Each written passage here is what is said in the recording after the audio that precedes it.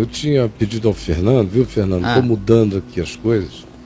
Não é mais a segunda porção daquele documentário. Não é mais a primeira que eu quero agora. É a segunda. Apenas a segunda. Um documentáriozinho que passou aí no fim de semana no History Channel sobre prova científica de Deus. Aí eu já vi aquilo ali e falei, vai ser um besterol geral, né? Com certeza. Prova de Deus, científica de Deus, é idiotice. Eu não sei como é que pessoas tão inteligentes conseguem se propor a exercícios tão idiotas para terminar sempre do mesmo jeito, dizendo, não conseguimos, dessa vez, quem sabe um dia.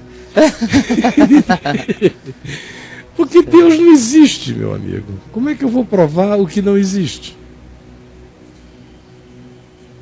Existe você, existo eu, existe o Sol, existe a Lua, existem os átomos, existem os elementos subatômicos praticamente invisíveis, existe o bóson de Higgs, mas Deus não existe.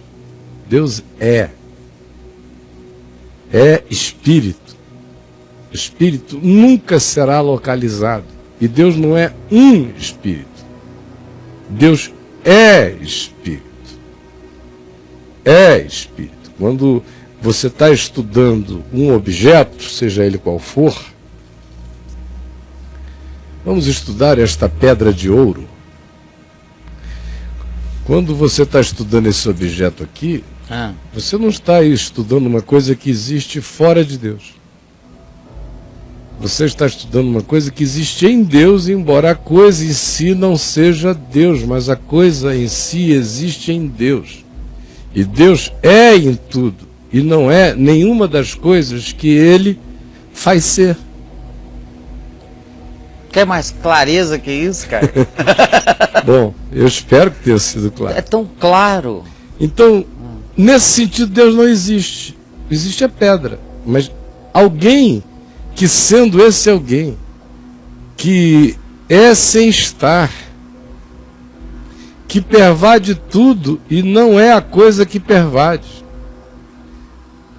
em quem tudo que existe, existe, e Ele próprio não seja nenhuma das coisas que nele existam,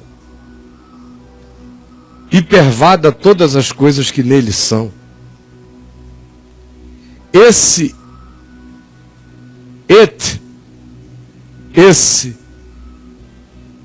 ente, aquele, como diz o Apocalipse, João diz, nunca ninguém viu e nem verá. Nunca ninguém viu e nem verá a Deus. Isso está escrito. Você nunca vai ver a Deus, brother.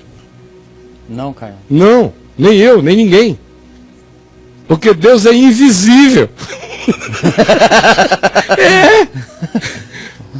Se o diabo nunca viu a Deus. Dá essa notícia aí.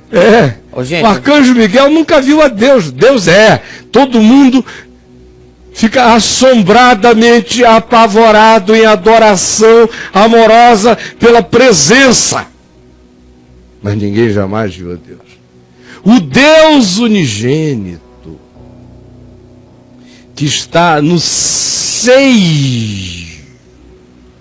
desse que é sem existir, o Deus unigênito que está no seio do Pai, foi quem o revelou a nós. Por isso, quando perguntaram a Jesus, Senhor, mostra-nos o Pai, e isto nos basta. Olha só a perguntinha. Queremos ver Deus. Jesus disse, Filipe, que foi quem fez a pergunta. Foi Filipe. Há tanto tempo eu estou convosco e não me tendes conhecido? Quem me vê a mim, vê o Pai. Como dizes tu, mostra-nos o Pai.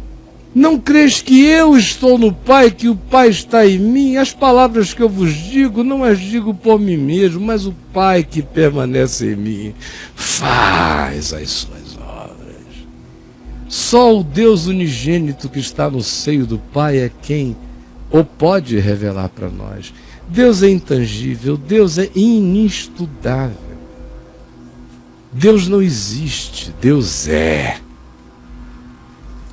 Por isso, prova científica da ciência de Deus é prova científica da burrice humana. Sempre. Por que os caras não estudam só o universo?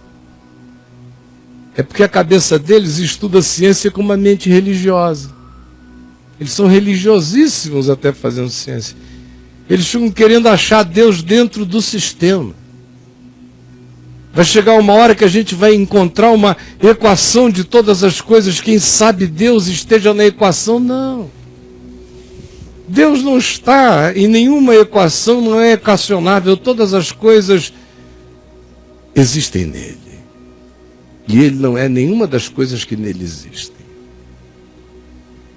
E ele não será encontrado por nenhuma busca que só encontra o que existe. As nossas buscas não podem encontrar o que não existe.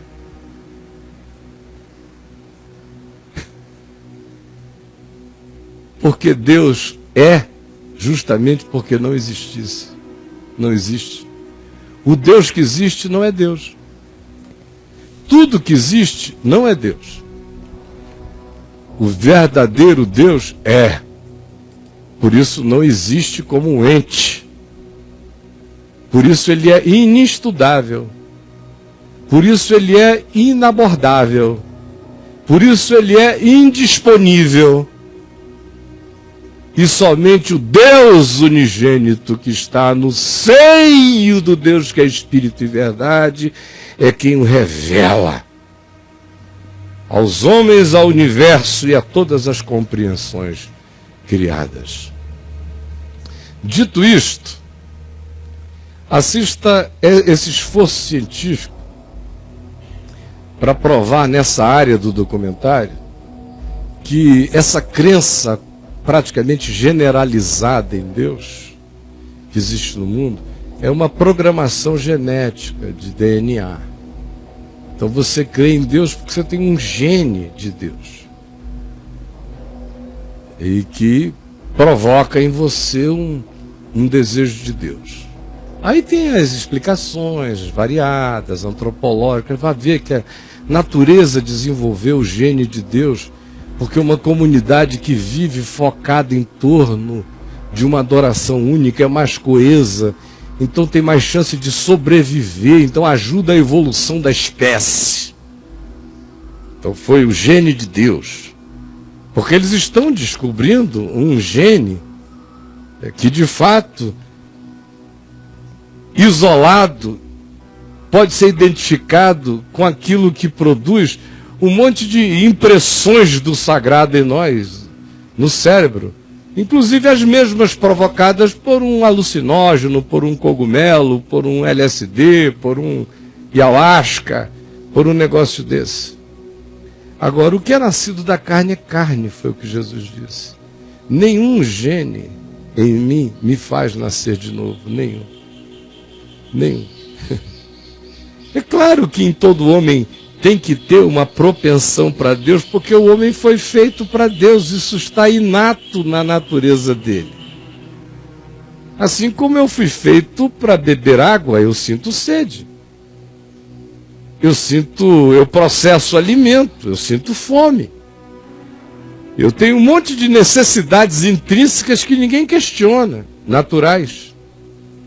Mas quando o homem tem necessidade intrínseca de Deus, todo mundo fica querendo descobrir um gene que vai funcionar quase como uma patogenia produzida pela evolução para garantir coesão social e melhor sobrevivência da tribo coesa em torno de uma divindade. Imagina só, essa evolução elaborar um significado transcendente para preservar a tribo.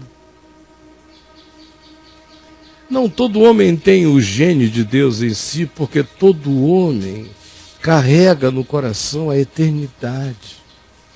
Foi plantada por Deus no coração de todo homem. Todo homem carrega a eternidade no coração. E quem não quer eternidade se angustia. Quem quer eternidade se regozija. A eternidade no coração do homem é a razão de toda alegria sublime e a razão de toda angústia suicida. É a eternidade no coração do homem. Ela, voltada na direção de Deus, me faz transcender.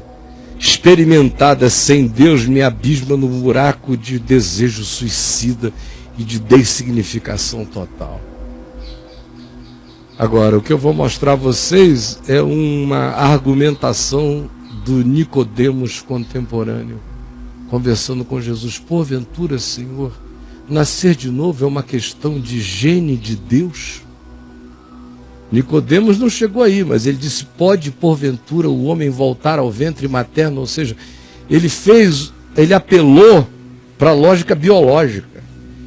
Pode o homem voltar ao ventre materno e ser regenificado e nascer uma segunda vez? Nascer uma nova criatura? Ou é o gene de Deus, perguntam os cientistas pós-modernos. Amigos, o que é nascido da carne é carne. Novo nascimento é só o Espírito Santo que produz. O gene de Deus produz apenas uma necessidade que mistura necessidade orgânica com necessidade psíquica e necessidade espiritual de autotranscendência. Se identifica um gene de Deus na estrutura do DNA humano é por uma razão só. O espírito do homem é a configuração da consciência do espírito do homem que determina, na realidade, a própria configuração do homem. Ele me viu quando eu ainda não tinha corpo, mas eu já era. Tu me viste quando eu era uma substância informe. A substância era informe, mas eu era para ele. Transcende o gene, vem antes dele. Não tem a ver com o gene físico. Tem a ver com o DNA de Deus plantado no Espírito. Ele nos fez a sua imagem e semelhança e o nosso coração não encontra descanso enquanto não descansa no encaixamento do espírito humano na luva da graça de Deus.